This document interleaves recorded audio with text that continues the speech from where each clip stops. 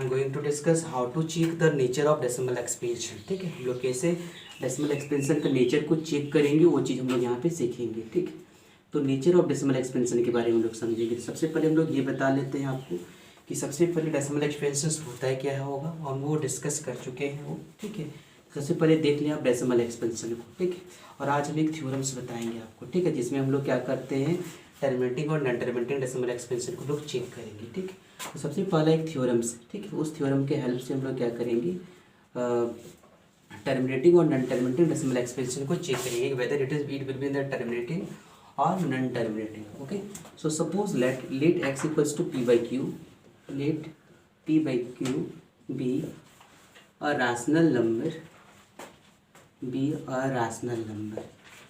ठीक, be a rational number, और ये कैसा है, ये सिंपलेस्ट फॉर्म में है। ठीक है, सिंपलेस्ट फॉर्म में है, यानी वो मतलब सिंपलेस्ट फॉर्म मतलब the HCF of P by P और क्यू का क्या होगा, 1 होगा। If the prime factorisations, if the prime factorisations of Q is 2 to the power n and 5 to the power n, where n and m are non-negative integer, then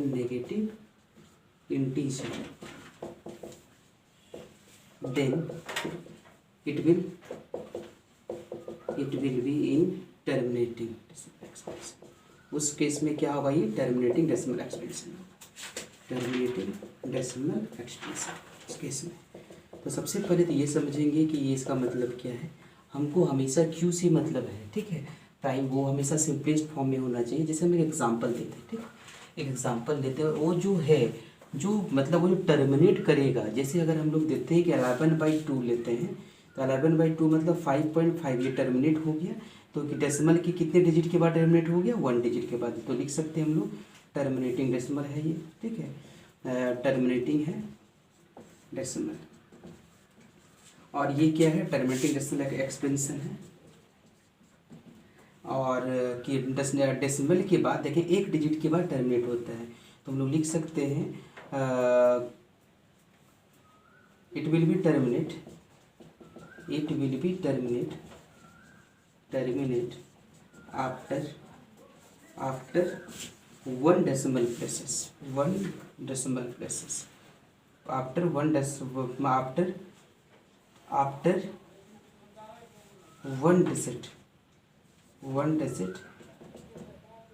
decimal places। ठीक है, ये चीज़ हो जाएगा आपका। एक देखिए यहाँ पे डेसिमल के बाद 1 डिजिट के बाद क्या हो गया, वो टर्मिनेट हो गया। तो आपको देखना है, जैसे कि सबसे पहले हम लोग एक देखते हैं, जैसे ये 7 बाई क्या है हम लोग के पास 8। देखिए हम लोग को विदाउट एक्चुअल डिविजन हम लोग चेक करेंगे कि ये टर्मिनेटिंग है कि नॉन टर्मिनेटिंग है। तो सबसे पहले हम लोग 8 का क्या है, प्राइम फैक्टर निकालेंगे। ये आपका पूरा प्राइम फैक्टर हो जाएगा। तो पी एफ जो होगा इसका primary P F of Q, तो क्या होगा आपका, ये है 2 पे पावर कितना है आपका 3, और कुछ ये 5 पे पावर हम लोग 0 लिख सकते हैं। तो 5 पे पावर 0 का मतलब 1 होगा। सो लिख सकते हैं it is form of 2 to the power n और 5 to the power m, hence it is in terminating decimal। ये क्या है, टर्मिनेटिंग डेसिमल एक्सपेंशन। ये आपका टर्मिनेटिंग डेसिमल एक्सपेंशन है। आप कितने डिजिट के बाद टर्मिनेट होगा, तो आपको हाईएस्ट पावर देखना है। हाईएस्ट पावर कितना देखें यहाँ पे, किसका हाईएस्ट पावर कितना, 2 का है कि 3 का है, तो हाईएस्ट पावर कितना है, दोनों में से 3 है। ठीक है, हाईएस्ट पावर कितना है, 3। तो after 3 decimal places, after 3 digit it will B terminate, मतलब 3 डेसिमल के बाद 3 डिजिट के बाद वो क्या होगा, after 3 digits it will be the terminate. ठीक है, और ये याद रखना आफ्टर डेसिमल। ठीक है, आफ्टर डेसिमल यहाँ पे लिख सकते हैं, यहाँ पे आफ्टर डेसिमल। ठीक है, 3 digits it will B terminate. ठीक है, जैसे नेक्स्ट हम लोग देखेंगे नंबर 2। जैसे हम लोग लिखते हैं 11/25। ठीक है, तो इसी तरह हम लोग सिमिलरली यहाँ पे क्यू का जो प्राइम फैक्टर से निकालेंगे क्यू का। तो पी एफ ऑफ क्यू का क्या होगा, पता होगा आपको, 5 का स्क्वायर होगा, और ये 2 पे पावर क्या लिख सकते हैं 0 होगा। सेम चीज़ ऐसा ही होगा आपका सारा केस, ये भी लिखा जाएगा इसमें, ठीक है, ये चीज़ लिखा जाएगा आपका। It is form of 2 to the power n 5 to the power, then it will be the terminating decimal expansion. और यहाँ पे देखेंगे कि हाईएस्ट पावर कितना है 2 है, तो 2 डिजिट के बाद क्या होगा वो टर्मिनेट होगा। हाईएस्ट पावर क्या है, हाईएस्ट पावर कितना है इसका 2, ठीक है। तो हाईएस्ट पावर 2 मतलब आफ्टर, मतलब यहाँ पे 2 डिजिट्स के बाद क्या होगा वो क्या करेगा टर्मिनेट करेगा आफ्टर डेसिमल, ठीक है, टर्मिनेट करेगा, ठीक है। ये चीज़ हमेशा याद रखें। नेक्स्ट जो है देखो हम और ले लेते हैं एग्जाम्पल, एक और एग्जाम्पल इसका ले लेते हैं हम कि किसको कैसे हम लोग चेक करते हैं ये टर्मिनेटिंग है कि नॉन टर्मिनेटिंग है। तो सबसे पहले हम लोग नेक्स्ट लेते हैं, तो नेक्स्ट में क्या होगा हम लोग के पास, ये 3 नंबर लेते हैं। 3 नंबर में हम लोग लेते हैं क्या 11 बाई लेते हैं 20, सॉरी हाँ यस 20। अब यहाँ से देखेंगे पी एफ ऑफ 20 क्या होगा, पी एफ ऑफ 20 फर्स्ट तो कितना होगा देख लेंगे हम लोग।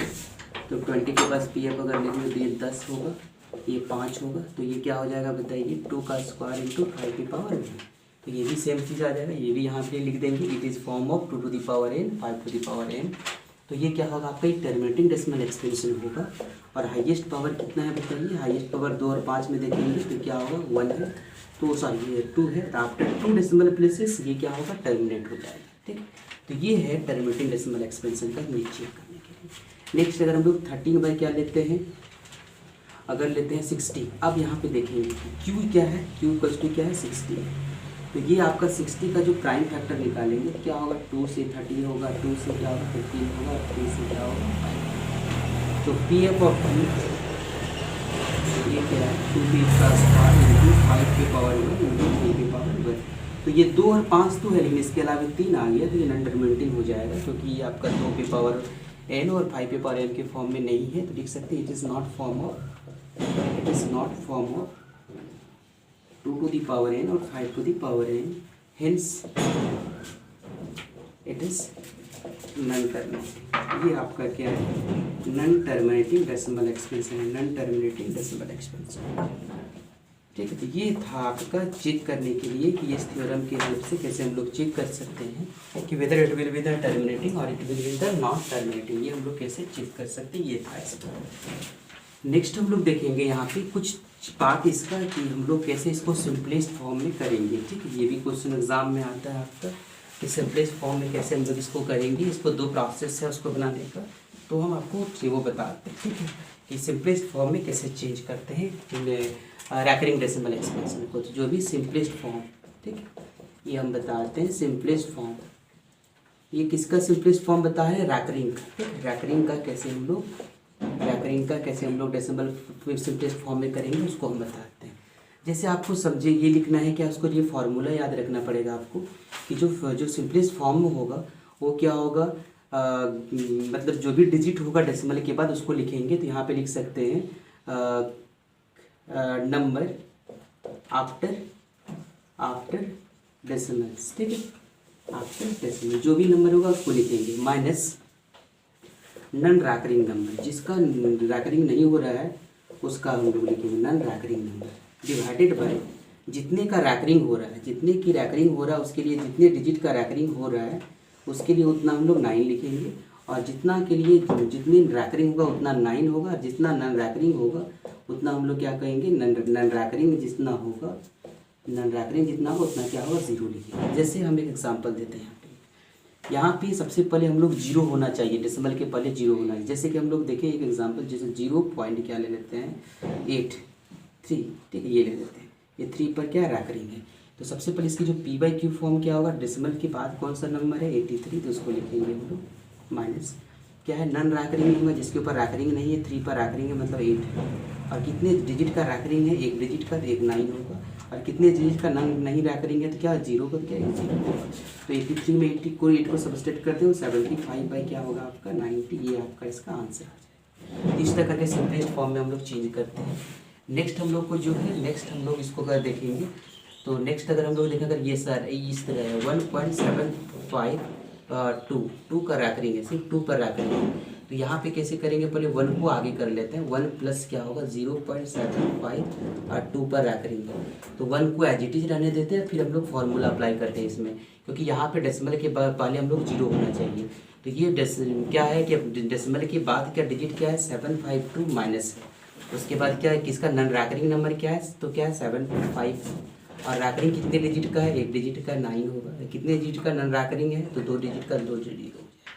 तो ये आपका 1 प्लस क्या होगा 752 में 75 को अगर सब्सट्रैक्ट करेंगे तो आप देख लें कितना होगा, ये होगा 7 होगा, और ये 6 बचा, 6 में 16 में ये 9 होगा, और ये 6 होगा। तो 697 डिवाइडेड बाई क्या होगा 900। इसको आप मिक्स फ्रैक्शन में कर सकते हैं या तो मल्टीप्लाई भी कर सकते हैं। अगर मल्टीप्लाई करेंगे 900 प्लस 6 तो 9 6 क्या होगा 15, और 9 7 होगा, और ये क्या होगा आपका 9। इस तरह करके हम लोग सिंपलेस्ट फॉर्म भी बनाते हैं। नेक्स्ट अगर हम लोग देखें यहाँ पे जैसे है क्या 1, जैसे यहाँ पे है क्या 0 पॉइंट क्या है 375, ठीक है, ये 75 पर है। तो सब ये क्या होगा इसका, तो पॉइंट के बाद क्या है 375 है, तो इसको लिखेंगे 375 माइनस क्या लिखेंगे 3। नॉन रैकरिंग कितने का है 2 का है, और ये होगा 0। तो ये क्या होगा आपका 372 बाई कितना होगा 990। ये कटेगा तो कटा सकते, नहीं कटेगा तो छोड़ भी सकते। इसको हम लोग शॉर्ट में अभी बताएं, ये आपका लॉन्ग प्रोसेस से भी है, एक्स मान के बना जाएगा, उसको हम लोग नेक्स्ट वीडियो पे सीखेंगे।